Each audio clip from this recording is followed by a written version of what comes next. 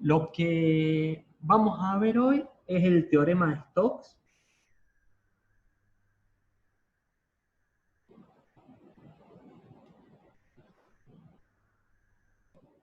Stokes era un físico matemático irlandés que vivió allá por entre 1800 y 1900. Y el teorema, pero no se ve. El teorema este tiene algunas aplicaciones interesantes, sobre todo en el electromagnetismo. Para enunciar este teorema vamos a pedir primero un campo vectorial F, ¿sí? F que sea un campo cualquiera en R3, pero que tenga derivadas parciales continuas, ¿sí? O sea, F es un campo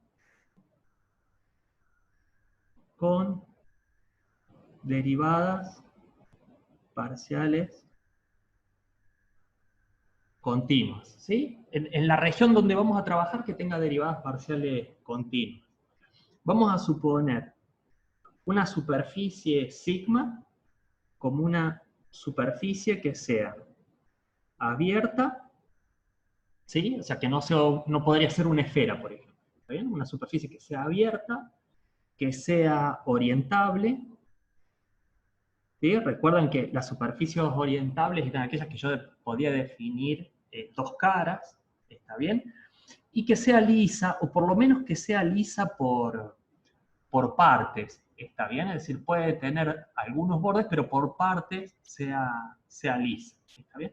Además van a ver en los libros que les pide que la superficie sea, para la primera versión del teorema, simplemente conexa, así que no tenga agujeros. Podríamos poner una superficie de ese tipo. Por ejemplo, voy a dibujar una acá. Pongamos que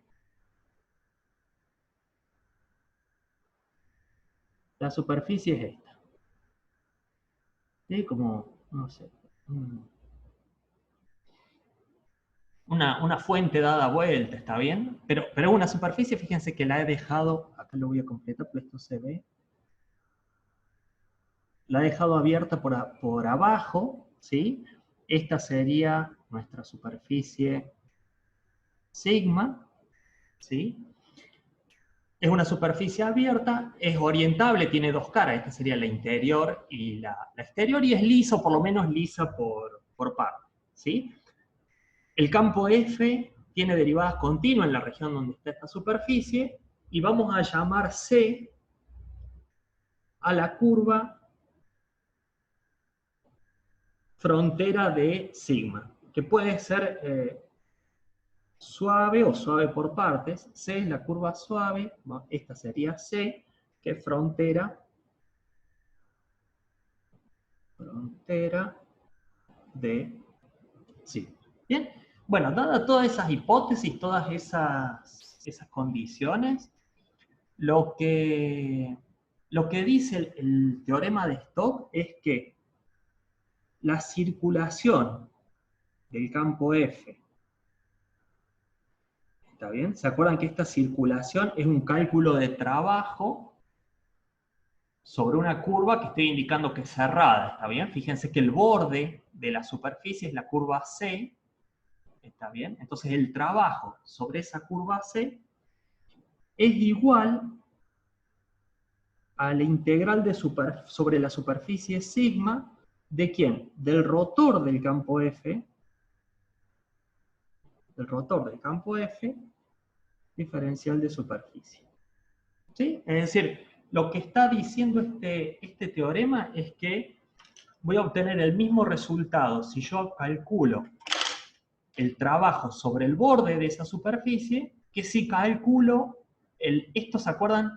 ¿Qué medía la integral de superficie? La integral de superficie medía flujo, ¿sí?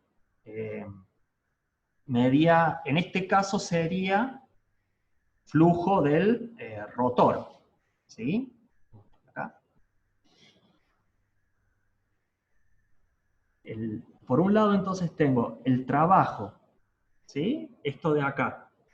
Lo que está calculando es una circulación, ¿sí? O sea, es trabajo, no lo voy a copiar todo, trabajo sobre una curva cerrada, ¿sí? Y por este lado, lo que tengo es el flujo del rotor, ¿sí? Nosotros vimos ayer rindieron, por ejemplo, cálculo de flujo, o sea, acá tenían un campo cualquiera, acá ese campo cualquiera está reemplazado por el rotor del campo. Entonces esto es flujo del rotor, ¿sí? Lo puedo reemplazar por esta otra. Para eso, para que esto se cumpla, la orientación de la superficie debe ser positiva. Es decir, para que esta igualdad se cumpla, si yo estoy circuitando la curva en la dirección que yo marqué acá de C, ¿sí? Fíjense, por regla de la mano derecha, la normal tendría que ser hacia este lado, ¿sí? Es decir, la curva esta sigma, la superficie sigma, perdón, tiene que tener orientación positiva. Porque, ¿qué va a pasar si no cumplo con eso? Y fíjense, si yo circulo en el sentido contrario a la curva C, este integral cambia de signo si yo cambio la circulación para el otro lado. Lo mismo que cambia de signo el cálculo de flujo si yo cambio de dirección en la normal. ¿Está bien? Entonces, para que esta igualdad se mantenga, la orientación tiene que ser positiva, es decir, dado la forma de circular la curva C, la normal la obtengo con la regla de la mano derecha. O al revés, dada la normal, obtengo la dirección de circulación a través de la regla de la mano derecha. ¿Sí? Claro, acá me está preguntando Tomás una cosa. Si yo quiero resolver esto, por ejemplo, si lo quiero resolver por este lado, acá ¿qué tengo que hacer? Tengo que parametrizar la curva. ¿Sí? O sea, para poder resolver esto, porque esto es un cálculo de trabajo sobre una curva, tengo que parametrizar la curva que es borde. ¿Sí?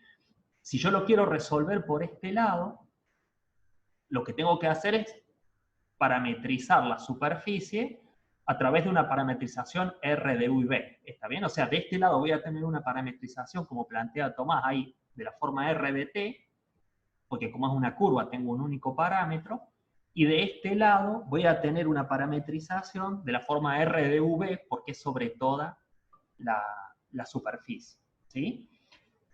No lo vamos a demostrar este teorema, pero sí vamos a ver una interpretación de por qué se da esta igualdad. Una cosa que se puede ver antes que hagamos esa pequeña demostración es algunas implicancias que tiene este teorema. Una de las más importantes, si uno la vincula con lo que vimos en las clases pasadas, fíjense, nosotros habíamos visto que si un campo era conservativo tenía rotor nulo. Y nos faltó demostrar qué pasaba con los campos que tenían rotor nulo, si eran conservativos o no, ¿sí? Fíjense que este teorema lo muestra enseguida ese resultado, porque si el rotor es nulo, ¿sí? Esta integral va a ser 0. ¿Y va a ser 0 para qué? Para cualquier curva C cerrada. Por lo tanto, si el trabajo en cualquier curva C cerrada es 0, el campo es conservativo. ¿Sí? Entonces, este teorema nos permite demostrar que si el campo F tiene derivadas parciales continuas y está definido en toda esta región, ¿está bien? Si el rotor es nulo, entonces es conservativo. ¿Sí? Eso nos había quedado como pendiente cuando vimos campos conservativos. Otra de las características interesantes que tiene esto, que fíjense que si yo en vez de usar esta superficie sigma, uso otra superficie pero que mantenga el mismo borde, por ejemplo, uso una superficie más grande acá, pero que tenga el mismo borde, ¿está bien? La integral va a seguir dando lo mismo, ¿sí? ¿Por qué? Porque lo que importa de la superficie en el resultado es el borde C, es decir, cambiando la superficie y manteniendo el borde, esta integral sigue dando lo mismo, ¿está bien? Entonces, esa es otra característica interesante que nos va a permitir resolver algunos problemas de manera más sencilla. Es decir, por ejemplo, si yo acá tengo que calcular trabajo, bueno, a lo mejor si este cálculo de trabajo es complejo, yo lo puedo resolver a través de esta integral que es equivalente. O al revés, si tengo que integrar un flujo que es complejo, por ahí lo puedo resolver a través de este lado de manera más fácil. ¿Sí? Lo que vamos a hacer ahora no es una demostración, pero es una interpretación de por qué se da esta igualdad entre estas dos integrales. ¿Sí? Fíjense, lo que voy a hacer para demostrar eso es hacer una partición de la superficie. La voy a partir.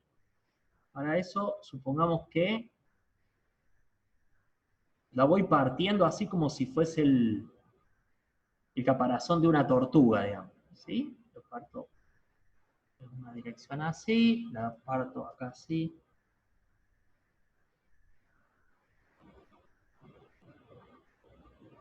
Sí, generé una partición, más grande, más chica, no importa. Generé una partición de la superficie.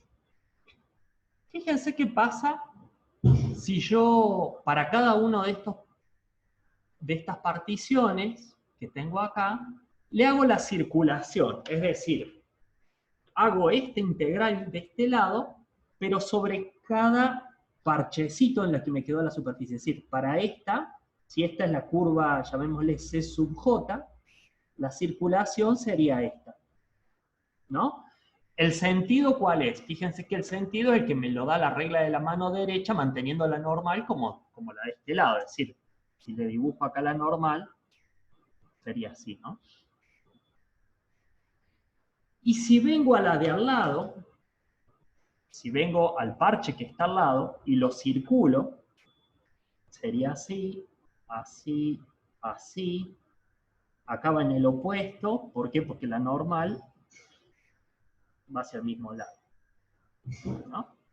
Entonces, fíjense una cosa. Si yo calculo el trabajo en este primer parche y lo sumo al trabajo que está en este parche, ¿qué va a pasar en la parte de la curva que es común a las dos? ¿Qué va a pasar acá?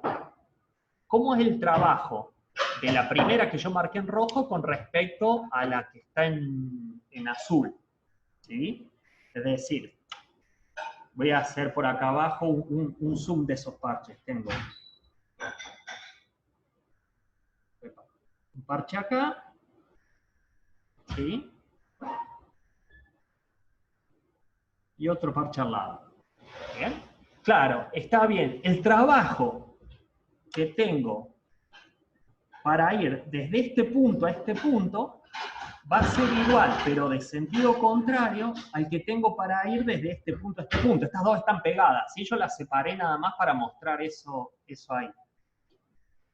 Y eso va a pasar, si yo empiezo a sumar el trabajo en un parche, en otro parche, en otro parche, eso va a pasar en toda cara que sea contigua a otro parche. ¿Está bien? Por ejemplo, si vengo al parche que está acá abajo, el trabajo sería así, ¿sí? Así, así y así. Entonces, ¿acá cuál se cancela? Se cancela este que es común. ¿Bien? Si yo empiezo a sumar el trabajo para circular todos los parches, fíjense que los únicos que no se cancelan, son los que tienen un borde en donde no hay otro parche. ¿Sí? Es decir, los únicos pedacitos de borde que no se cancelan son justamente los que están sobre la curva C, o sea, lo que sería esta curva de acá, ¿sí? Bueno, allá va con línea. Porque todos los que son internos, cuando le suma el otro, se va a cancelar. ¿Está bien? Entonces, lo que puedo decir de esta partición que hice es que la suma del trabajo de circular todos los parches tiene que dar lo mismo que el trabajo sobre la curva de afuera, porque todo lo que está adentro se canceló. ¿Sí? Entonces puedo decir que la integral sobre la curva C de F por dr es igual a la sumatoria, supongamos que hay n parches, a la sumatoria desde J1 hasta n del trabajo sobre las C sub J sería cada una de estas, ¿está bien? Cada una de estas curvas C sub J de F por dr. ¿Está bien? Es decir, Si sumo todos los trabajos de todas, se cancela todo en esta y lo único que queda es el borde. ¿Bien? Bueno, a partir de esta igualdad que podemos ver ahí en la partición, que es válida para 2 particiones, 10 o 1000 particiones, ¿está bien? Lo que voy a hacer es reordenarlo un poco y multiplicar por el A sub j, que es el área de cada pedacito. ¿Sí? Esto va a tener un área A sub j, ¿sí? Y esta dijimos que es la curva C sub j, ¿no? Esta es la curva C sub j más 1, ¿sí? Y va a tener un área A sub j más 1. ¿Bien? Entonces, lo que voy a hacer acá es, en esta igualdad, dijimos que es la sumatoria desde J1 hasta N de la integral de los C sub J f de R, y dije que voy a multiplicar por el A sub J y dividir por el A sub J. ¿Bien? ¿Está? Multiplico y divido. Paso siguiente, lo que voy a hacer es hacer que la cantidad de particiones tiende a infinito. ¿Con qué? A través de un límite.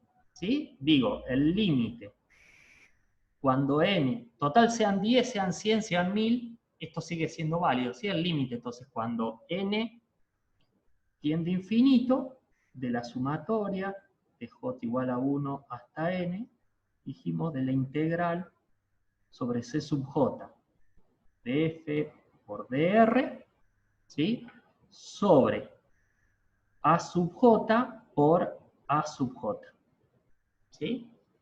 Y ahora fíjense, ¿se acuerdan? Nosotros dimos una definición conceptual del rotor. ¿Se acuerdan de la componente normal del rotor?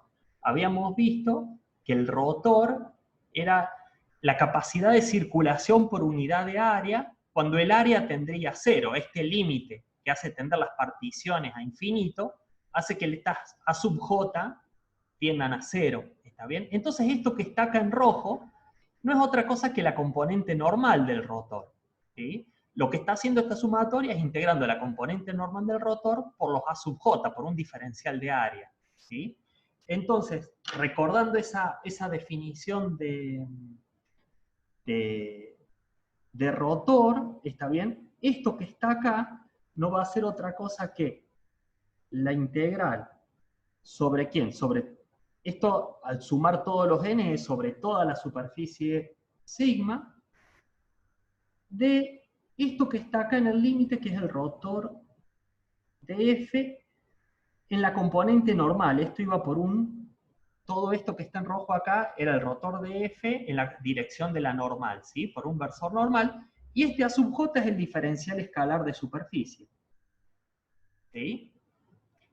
Estamos hasta ahí, es decir, esto es por la definición de rotor en el límite, y este A sub j, el diferencial de superficie. Si yo sumo todo, es integrar sobre sigma. ¿Está bien? Y ya para dejarlo como está acá, fíjense, yo partí de acá, que es de este lado. Acá, el versor normal por el diferencial de superficie es lo que nosotros llamamos diferencial de superficie vector. Así que lo puedo escribir como la integral sobre sigma del rotor del campo F por diferencial de superficie vector. ¿Sí? Y ahí, si bien no es una demostración formal, pero puedo ver por qué se da esta igualdad entre la circuitación sobre el borde, ¿está bien? Y el flujo del rotor. ¿Bien? Está como para darle una interpretación al teorema.